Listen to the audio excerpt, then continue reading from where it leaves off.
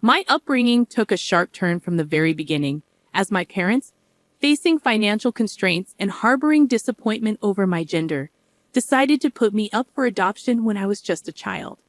Growing up in a modest household with two older sisters, life was far from idyllic. We resided in a quaint ancestral home in a small town, relying on the support of my grandparents' farm for a significant portion of our sustenance. My father, a truck driver, was often away, returning home every few days, while my mother worked as a waitress. Being the unplanned third child, I discovered the unwelcome circumstances of my arrival as I matured. My parents had initially contemplated getting rid of me, but medical concerns dissuaded them. Moreover, my mother's desire for another daughter led to disappointment when I, a boy, arrived. Growing up, my small-town existence became colored by the embarrassment of being dressed in my sister's discarded clothes, a consequence of my mother's practicality in reusing outfits. School became a challenging environment, where I faced ridicule for wearing a girl's uniform and sporting long hair. Complaints only resulted in punishment from my mother. As I navigated childhood, I absorbed a constant stream of abuse and harsh words from my parents. My father's sporadic presence offered little solace, as he fluctuated between a neutral stance and moments of cruelty akin to my mother. My resentment grew as I realized my sisters consistently received the best while I got their leftovers. Rebellion became my coping mechanism, a response to the injustices I perceived. I wasn't a saintly child. I directed my frustration towards my parents, holding them responsible for my misery.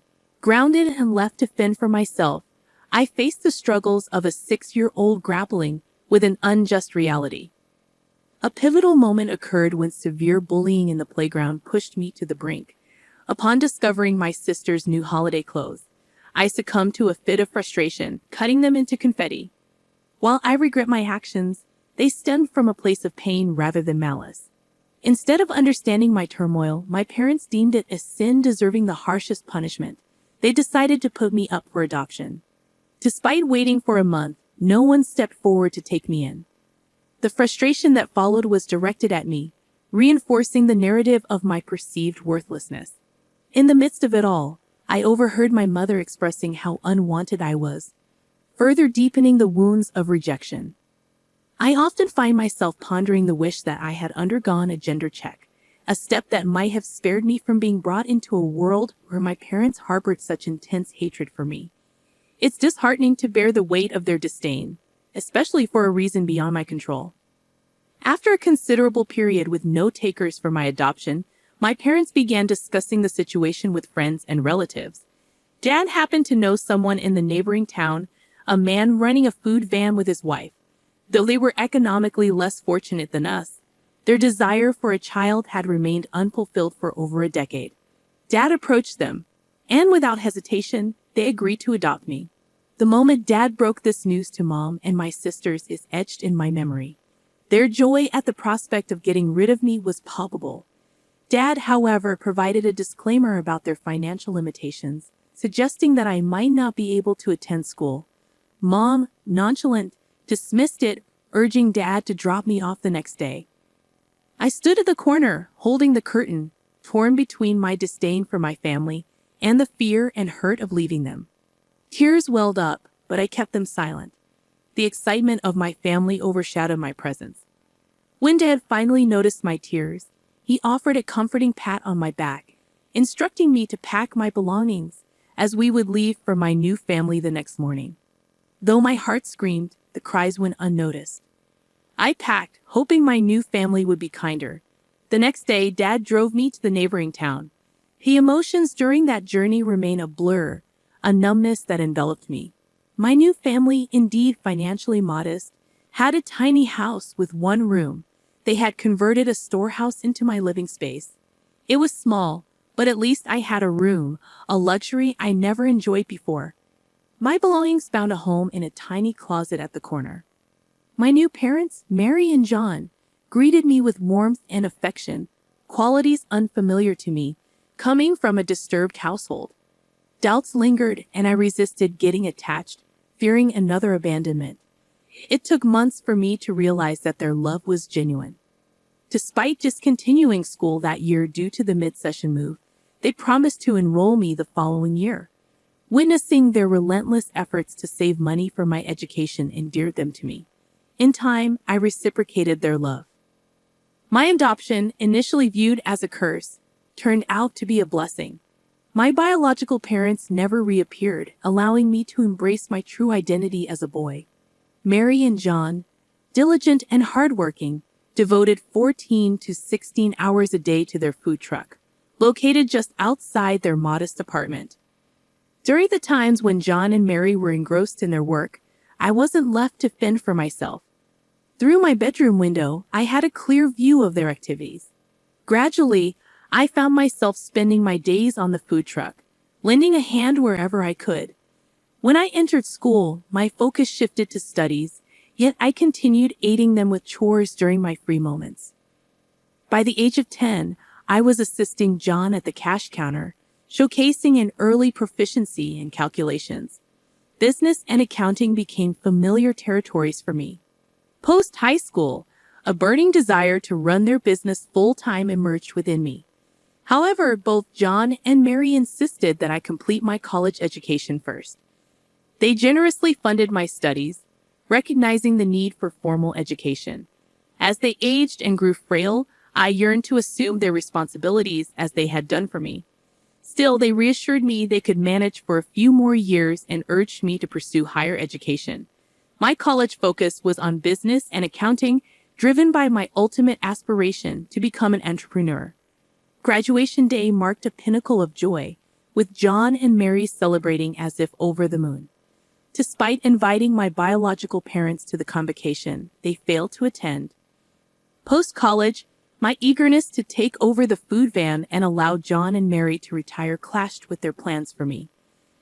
Accumulating substantial savings, they handed it over to me, encouraging me to start my own business. Overwhelmed by their gesture, I hesitated to blindly spend the money. Drawing upon my business acumen, I scouted for a struggling local eatery in a prime location. After numerous rejections, I secured a lease on a profit-sharing model. Starting from scratch, I revamped the place and menu to cater to the tastes of millennials and Gen Z. By providing exceptional services, sales soared, yielding a twofold profit on the initial investment within a year. 4 years into this venture, I now proudly oversee 3 successful cakes in town. I upgraded John and Mary to a better apartment while securing a modest place for myself. Despite urging them to retire the food truck for their happiness, they insisted on continuing. Leaving their house with a suitcase, I never envisioned myself as a college graduate. Yet here I am, running flourishing restaurant chains in town. Fast forward to last month. A routine day at work turned extraordinary when I spotted a familiar face at the cash counter of one of my restaurants. It felt like encountering a ghost. My biological father? Absent for almost 2 decades. Despite the presence of customers, I said nothing, leading him to a quiet corner. His appearance stirred up the haunting memories of my tumultuous childhood. The detailed account of my past wouldn't have unfolded if my biological parents hadn't reappeared in my life. He expressed immense happiness and pride in witnessing my success, leaving me speechless and numb. According to him, he had met John, who shared the news of my prosperous venture while passing by. He mentioned plans to bring my mom over for the weekend. Uncertain of how to respond, I remained silent, and he departed shortly after. Later that day, I approached John, expressing my reluctance to meet my biological parents, who had disowned me for being a boy. I harbored memories of a distressing childhood and contemplated running away for the weekend. Mary insisted on forgiveness and moving forward, urging me to meet them. Reluctantly, I agreed, setting the condition that Mary and John be present during the encounter. On the arranged weekend, my biological parents arrived at John's house. Instead of an apology, they displayed no remorse, focusing on counting the favors they believed they had bestowed upon me. My mother asserted that I should be thankful for finding good parents in John and Mary, who had raised me to be successful. Despite my inner turmoil, Mary's reassuring hand gesture prompted me to diplomatically express gratitude for having them as my parents. The meeting felt awkward, leaving me unsettled. The next day, a call from my mother, whose voice I hadn't recognized in 2 decades, unveiled a demand for money. She explained their financial struggles, detailing Dad's job loss and her own challenges in securing employment as a 50-year-old waitress. Facing mounting pressure from friends to repay borrowed money, she sought $20,000 to cover essential expenses. Though I promised to consider it, doubts lingered about their sincerity. Despite my reservations and conflicted feelings, I eventually discussed the situation with Mary and John. While Mary expressed happiness at my willingness to help, she advised caution. John, sharing my concerns, feared potential emotional exploitation. After much contemplation, I decided to take a gamble and transfer the money to her account, hoping to assist my family in need. Contrary to my initial sense of accomplishment, a week later, my mother called again, leaving me with mixed feelings about their intentions and the financial help I provided. She expressed her gratitude for the assistance and then mentioned that my sisters were eager to meet me. In that moment, I sensed a genuine desire from my family to reconnect. Despite the wrongs my parents had committed during my childhood, I harbored no ill feelings towards my sisters. As a small child, I may have done some mischievous things, but as I grew up, I never held them responsible. I even entertained the thought that my parents might have let me go due to financial struggles rather than malice. When Mom suggested meeting on the upcoming Sunday and I offered to drive home, she proposed an alternative, meeting somewhere outside. I agreed without dwelling too much on it. After the call, a sense of uneasiness lingered. Why didn't she want me to visit home? Meeting family after so many years? Wouldn't it be more natural to call them home instead of opting for a restaurant? Nevertheless, she sent me the details of the restaurant, and it turned out to be one of the fanciest in town. At that moment, my focus was on the fact that they didn't invite me home. I joined them at the restaurant, and the reunion with my sisters brought a momentary sense of happiness. However, when the menu arrived, they began ordering the priciest items, seeking the most expensive dishes. When my father remarked, "Order the most expensive one. My son is a big man now," it felt mean-spirited and wicked. As they indulged in the lavish feast, I found myself footing the bill, a situation that left me contemplating wild thoughts like ghosting them before settling it. However, that seemed too severe. I resolved not to fall into their emotional trap again, sitting coldly through the rest of the evening. They didn't seem to notice my detachment. As they left, there was no invitation to visit home. Instead, my elder sister inquired about the next dining destination. I faked a smile, bid them goodbye, and returned home to share my experience with Mary. Mary, a kind and independent woman, found their behavior disturbing. She advised me not to be a fool, not to dwell on them, and to focus on my own life. I heeded her counsel, not responding to my sisters or mother when they called. After 2 months of silence, it appeared they got the hint that I didn't want them in my life. In the subsequent update, I acknowledged the support and shared my decision to stop responding to my sisters and biological parents, realizing they seemed interested only in money. However, after 5 months, my mother called again, attempting small talk that felt fake and insincere. When she eventually disclosed that my sisters had to drop out of college due to financial struggles and asked me to fund their education, I couldn't contain my frustration. Despite her plea for help, I remained firm in my decision to distance myself from their intentions. I was at work during that call and wanted to keep a clear head, so I decided to hang up. However, she persisted, calling again in the evening. Initially ignoring her calls, I realized that avoidance wasn't the solution. The next time she called, I answered. She immediately delved into discussing my sister's eagerness to rejoin college and inquired about my payment plan, whether in a lump sum or semester-wise. She suggested transferring the entire amount to her, and she would handle the tuition before each semester. I interrupted her, expressing my reluctance to make any payments. To her surprise, I firmly stated that I had no intention of contributing. She inquired about the refusal, suggesting installment payments, but I reiterated my stance, emphasizing that my elder sister's education wasn't my responsibility, particularly given my parents' abandonment. I pointed out the opportunistic nature of their sudden interest in me due to my financial standing. This incited her anger, and she retorted that I owed them for bringing me into the world, asserting my duty to care for them. Although I had much to say, my words fell on deaf, narcissistic ears. I acknowledged my gratitude to my actual parents, John and Mary, who had earned the titles of mom and dad through their love and care. In contrast, my biological parents had no place in my life. They had discarded me at the age of 6. As she hurled abuses, I simply responded with the wrong number and hung up.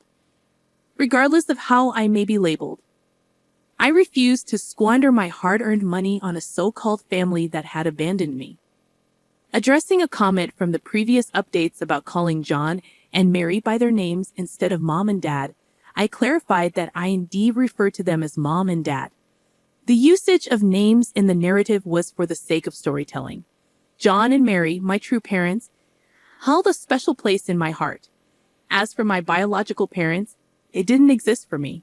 Moving on to the next story, I discovered my wife's infidelity with someone she met at a convention. We had shared a love for all things nerdy, bonded over gaming, anime, and conventions. However, despite our seemingly strong connection, I unearthed her betrayal and took decisive action. 5 years into our marriage, the foundation we had built on mutual interests and passions seemed solid. We both reveled in nerdy activities, from gaming to discussing the latest chapters of manga like Legend of Zelda and One Piece. Our love for each other grew rapidly, leading to a fast-tracked marriage. Our wedding, brimming with nerdy charm, celebrated our shared interests. Due to work constraints and financial considerations, attending conventions had become a rare occurrence for us. Wanting to make our 5-year anniversary special, I decided to surprise her with tickets to a renowned Comic-Con. It was a dream event for many enthusiasts, and her joy upon receiving the surprise was palpable. However, this seemingly idyllic scenario took an unexpected turn. I always struggled to gauge women's interest, often realizing it only in hindsight. This pattern persisted even with my wife, as it took 3 extensive conversations on Discord for me to grasp her feelings and desire to know me better. When we attended a convention together, things seemed enjoyable. A woman dressed as slave Princess Leia complimented my stormtrooper costume, which I hastily put together. Unaware of her advances, my wife, noticing the attention, expressed her frustration at my obliviousness. As the convention unfolded, we joined a meetup where a guy, dressed as Han Solo, engaged in conversation with my wife, also portraying Princess Leia. Their interaction intensified, causing me to step in and mention my role as the husband. Although he acknowledged me politely, he avoided eye contact. Confronting my wife later, she insisted there was nothing amiss, attributing his friendliness to a shared interest in Star Wars. Believing her, I brushed off the incident. The next day, my wife fell ill, prompting me to leave and return later with a gift. However, she grew distant, responding minimally to messages. Concerned, I approached our room, hearing unsettling sounds upon arrival. Dismissing it as my wife's activities, I entered to find her seemingly guilty. Confronting her revealed nothing, and I chose to overlook the incident. The convention ended, but our relationship strained. She worked longer hours, became distant, and avoided spending time together. Suspicious, I noticed her Discord notifications were off, a deviation from our usual communication. Curiosity led me to check her phone, discovering messages from the guy she met at the Star Wars meetup. The exchange involved flirtatious messages, photo sharing, and even discussions about role-playing. Suppressing my anger, I pretended ignorance when she inquired about my well-being. Internally seething, I decided to research divorce options, contemplating a way to expose her betrayal and make her aware of my knowledge. I informed her about an upcoming convention, explaining that I couldn't attend but she was welcome to go. Despite the excitement in her eyes, the realization hit me: my partner, the person I wanted to spend my life with, had discarded me. It was a devastating blow, but I concealed my emotions. On the day of the convention, I executed my plan after researching the guy she had been closely working with. Wearing a mask to conceal my identity, I located them right in front of her favorite voice actors. Observing them closely, I watched as they got in line. When they approached the voice actors, she pulled the man closer, sharing a kiss. That's when I intervened, removing the mask and confronting her. She questioned my actions, and I accused her of cheating with him, presenting the Discord messages as evidence. The onlookers were shocked by the public confrontation, but I refused to let it go. I publicly declared her as a cheater, exposing her affair with the guy she had met at a convention. The celebrity present decided to take a break and left the scene, leaving my wife in tears, pleading for understanding. However, I remained resolute, citing her lies about going alone and uncovering her secret meetings and late nights at the office. Seeking solace in my decision, I refused to listen to her explanations. Upon returning home, I gathered my belongings, stayed at a hotel, and initiated contact with an attorney for divorce proceedings. Despite her attempts to convince me to embrace an open relationship, I remained steadfast in wanting only her. My actions gained attention on social media as someone recorded and shared the embarrassing confrontation. Proceeding with the divorce, I obtained the house and belongings, eventually selling them to escape the painful memories. Uninterested in her fate, the nerd community widely discussed the incident, creating a significant buzz on platforms like Twitter. Her boss eventually discovered the situation, but my focus shifted towards my ongoing quest for love, steering clear of a relationship with a cheating partner like her.